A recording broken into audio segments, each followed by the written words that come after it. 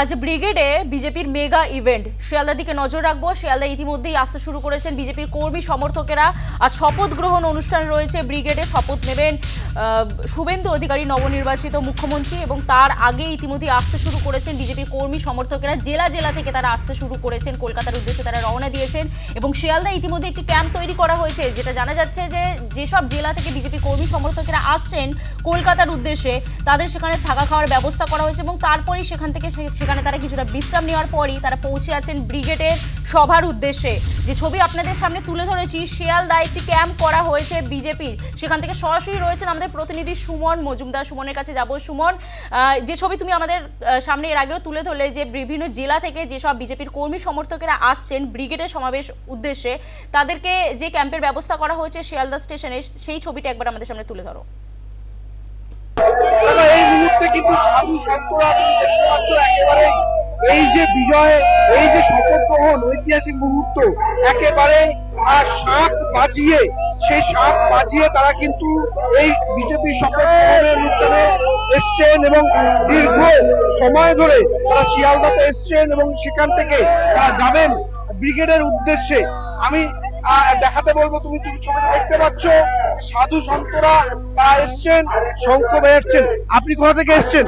আমি গঙ্গা সাগর কপিলমণি মন্দিরের ১ নম্বর ঘাটের মন্দির থেকে এসেছি। আজকের এই ঐতিহাসিক মুহূর্তের সাক্ষী হতে এসছেন, অনুভূতি কি? আজ পশ্চিম বাংলায় নূতন সূর্য উদয় হয়েছে, নূতন রাজা আজকের পরিচিত হয়েছে আমাদের বাংলায়।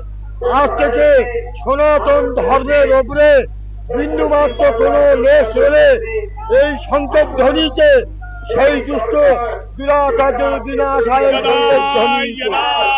ধীরে ধীরে তারপর যুগে বেঁধেছিল পঞ্চজন্মদের প্রসঙ্গ, এটা যুগে বেঁধেছিল যখন দুষ্টের দমন হয়, শেষে ধ্বনিত হয় দেবদত্ত সংঘ। একদমই। আপনি কোথা থেকে এসছেন? আমি সোদপুর থেকে। আজকের এই ঐতিহাসিক জনসভা, যে ঐতিহাসিক যে শপথ গ্রহণ অনুষ্ঠান, প্রথম অনুভূতিটা কি?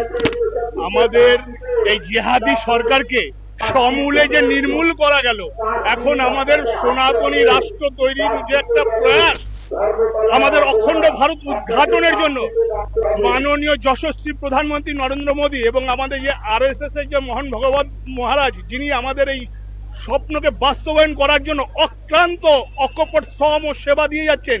নেতৃত্বের জন্ম হচ্ছে অকপট শ্রম ও সেবার মধ্য দিয়ে, আস্ফলনে নয়। আমরা যে পশ্চিমবঙ্গ রাজ্যবাসী, আমরা যে সনাতনী, আমাদের আগামী দিন জিহাদিতে পরিণত করার জন্য যে প্রয়াস চালিয়েছিল এই সরকার, তাকে যে সমূলে উৎপাত করে একদম নির্মূল, তার জন্য আমরা সোনার বাংলা এবার সোনার বাংলা করবে।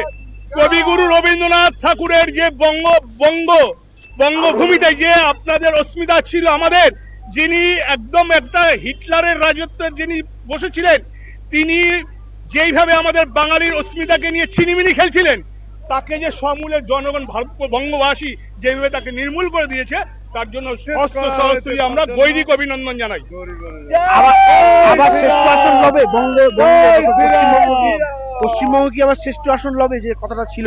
বলো বলো বলো সবে, শত বিনা বেনু রবে, ভারত আবার জগত সবাই শ্রেষ্ঠ আসন লবে। ধর্মে মহান হবে, কর্মে মহান হবে, ভারত আবার জগত সবাই শ্রেষ্ঠ আসন লবে। তুমি বুঝতে পারলে একেবারে বাঁধ ভাঙা উচ্ছ্বাস। সুদূর গঙ্গাসাগর থেকে চলে এসেছেন সাধু সন্তরা। তারা বলছেন যে এই যে সরকারটা ছিল তাকে উৎখাত করা হয়েছে, এবার সোনার বাংলা গড়বে এবং তারা আস্তে আস্তে ব্রিগেডের উদ্দেশ্যে রওনা হচ্ছেন শিয়ালদা থেকে। এবং যত সময় গড়াচ্ছে তত কিন্তু বিভিন্ন জায়গা থেকে ট্রেন আসছে, উত্তরবঙ্গ, দক্ষিণবঙ্গ, বিভিন্ন জেলা থেকে কিন্তু এই বিজেপির কর্মী সমর্থকরা তারা আসছেন এবং ব্রিগেডের উদ্দেশ্যে রওনা দিচ্ছেন এই যে শপথ গ্রহণ অনুষ্ঠান, সেটার সাক্ষী হতে। বেশ, একেবারেই ধন্যবাদ সুমন। শিয়ালদার ছবি আপনারা দেখতে পাচ্ছিলেন এবং এরই পাশাপাশি আপনাদেরকে দেখাবো হাওড়ার ছবি। হাওড়া স্টেশনের বাইরেও কর্মী সমর্থকদের ভিড় কার্যত চোখে পড়ার মতো।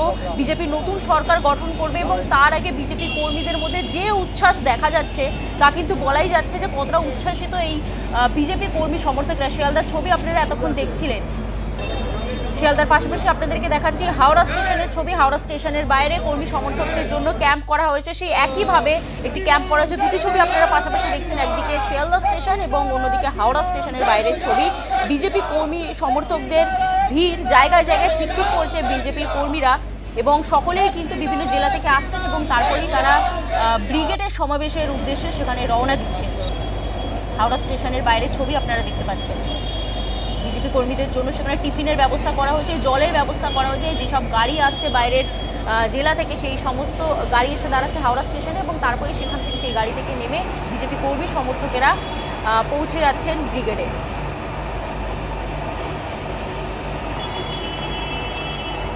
আজ ব্রিগেডে বিজেপি সরকারের শপথ গ্রহণ অনুষ্ঠান এবং তার আগেই বিজেপি কর্মী সমর্থকেরা কিন্তু ইতিমধ্যেই আসতে শুরু করেছে। সাজো সাজো রব ব্রিগেড চত্বর জুড়ে 25শে বৈশাখ ব্রিগেড প্যারেড গ্রাউন্ডে শপথ গ্রহণ। সকাল 11টায় শপথ গ্রহণ অনুষ্ঠান শুরু হবে এবং সেই শপথ গ্রহণ অনুষ্ঠানে থাকবেন প্রধানমন্ত্রী নরেন্দ্র মোদী, কেন্দ্রীয় স্বরাষ্ট্রমন্ত্রী অমিত শাহ, থাকবেন বিজেপির সর্বভারতীয় সভাপতি নীতিন নবীন, শপথে থাকবেন প্রতিরক্ষা মন্ত্রী রাজনাথ সিং। বিজেপি শাসিত 20টি রাজ্যের মুখ্যমন্ত্রীদেরকেও আমন্ত্রণ জানানো হয়েছে ব্রিগেড মুখী বিজেপি কর্মী সমর্থকেরা। এবং এরই পাশাপাশি আসতে পারেন দেশের বেশ কয়েকজন শিল্পপতি বলে জানা যাচ্ছে এবং সূত্রের খবর আমন্ত্রণ জানানো হয়েছে বামফ্রন্ট চেয়ারম্যান বিমান বসুকেও। হাওড়া স্টেশনের দিকে যাব। হাওড়া লঞ্চঘাট থেকে সরাসরি রয়েছেন আমাদের প্রতিনিধি শান্তনু করণ। শান্তনু, শিয়ালদা স্টেশনের ছবিটা এতক্ষণ আমরা তুলে ধরছিলাম, সেখানে দেখা যাচ্ছে যে বিজেপি কর্মী সমর্থকদের যেভাবে ভিড় কার্যত চোখে পড়ছে সেক্ষেত্রে কিন্তু তারা বোঝাই যাচ্ছে যে নতুন সরকার গঠনের ক্ষেত্রে তারা কতটা উচ্ছ্বাসিত। তুমি হাওড়াতে রয়েছে, সেখানকার ছবিটা ঠিক কি শান্তনু? দেখো, যেহেতু আজকে শপথ গ্রহণ অনুষ্ঠান ব্রিগেড প্যারেড গ্রাউন্ডে, সেখানে সেই ব্রিগেডমুখী হওয়ার জন্য রাজ্যের বিভিন্ন প্রান্ত থেকে, জেলা থেকে, বিশেষ করে দক্ষিণবঙ্গের জেলা থেকে হাওড়া স্টেশনে এসে পৌঁছচ্ছেন বিজেপি কর্মী সমর্থকরা এবং বহু সাধারণ মানুষ। এবং তাদের মধ্যে যে উচ্ছ্বাস দেখা যাচ্ছে, তাদের বক্তব্য থেকে যেটা পরিষ্কার হচ্ছে যে বহু যন্ত্রণার মধ্য দিয়ে তাদের প্রতিফলন ঘটেছে এই ভোটের দিন 23 এবং 29 এপ্রিল। ওই সেই ইভিএম মেশিনে সেই বোতামে বহু যন্ত্রণার প্রতিফলন হয়েছে এবং তার পরিণামে 4 তারিখ যে ফলাফল এবং তাতে যে নতুন সরকার এসেছে, এই বিজেপি গভর্নমেন্ট যেটা ফর্ম হতে চলেছে, তাতে মনে করছে যেন কোথাও একটা তারা তৃপ্তি পাচ্ছেন এবং পরিত্রাণ পেয়েছেন। অর্থাৎ পুরনো যে সরকার, সেই সরকারের চলে যাওয়া তাদের পরিত্রাণ দিয়েছে এবং তারা আশাবাদী, তারা খুশি, তারা নতুন আশায় তারা মুখ পাচ্ছেন যে শিল্প ক্ষেত্র থেকে আরম্ভ করে চাকরি ক্ষেত্রে থেকে সমস্ত কিছু, অর্থাৎ একটা স্বস্তির বিশ্বাস তারা ফেলছে। এবং কি যে অত্যাচার, সেই অত্যাচারের এমনও মানুষ জানাচ্ছেন যে অত্যাচার হয়েছে 15 বছর, মালক্য তাকেও ছাড়া হয়নি।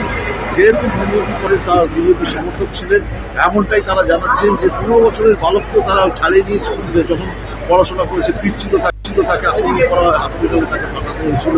এই যে অত্যাচার, সেই অত্যাচারের অবসান হয়েছে তারা মনে করছেন। কোথাও যেন তারা এবং আশা যেটা রয়েছে যে আগামী দিনে ব্যাপার রয়েছে চাকরি হবে, এডুকেশন সিস্টেম ঠিক হবে, স্বাস্থ্য পরিষেবা ঠিক হবে। একেবারেই শান্তনু, অর্থাৎ বোঝাই যাচ্ছে যে বিগত 15 বছর ধরে বিজেপি কর্মী সমর্থকরা যে অভিযোগ তুলছেন যে দুর্নীতিতে ছেয়ে গিয়েছে গোটা রাজ্য, সেক্ষেত্রে শিক্ষা, খাদ্য থেকে শুরু করে স্বাস্থ্য, সমস্ত জায়গায় দুর্নীতি রাজ্য সরকারের এবং তারপরেই কিন্তু কার্যত ক্ষোভে ফুটছিলেন সাধারণ মানুষ এবং সেই ক্ষোভেরই বহিঃপ্রকাশ দেখা গিয়েছে ভোট বাক্সে। এবং তারপরেই বিজেপির নতুন সরকার গঠনের ক্ষেত্রে তারা যে কতটা উচ্ছ্বাসিত, সেই উচ্ছ্বাস কিন্তু তাদের বিজেপি কর্মী সমর্থকদের চোখে মুখে ধরা পড়ছে। আপাতত তোমাকে ধন্যবাদ শান্তনু।